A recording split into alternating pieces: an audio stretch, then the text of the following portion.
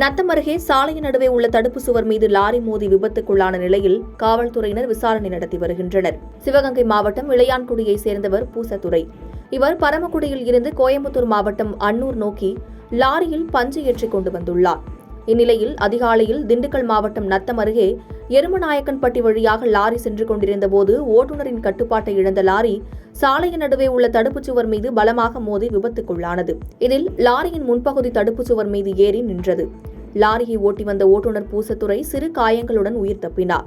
திடீரென லாரி மோதியதில் ஏற்பட்ட பலமான சத்தம் கேட்டு அப்பகுதியைச் சேர்ந்த பொதுமக்கள் காவல்துறையினருக்கு தகவல் தெரிவித்தனர். பின்னர் அங்கு வந்த காவல்துறையினர் இவ்விபத்து குறித்து விசாரணை செய்து வருகின்றனர். பாதகம் செய்பவரை கண்டால் நாம் பயங்கொள்ளலாகாது பாப்பா.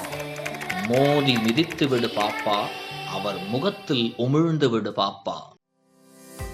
அண்மை செய்திகளை உடனுக்குடன் தெரிந்து கொள்ள இணைந்திருங்கள் இயம்நாடு தொலைக்காட்சியுடன்.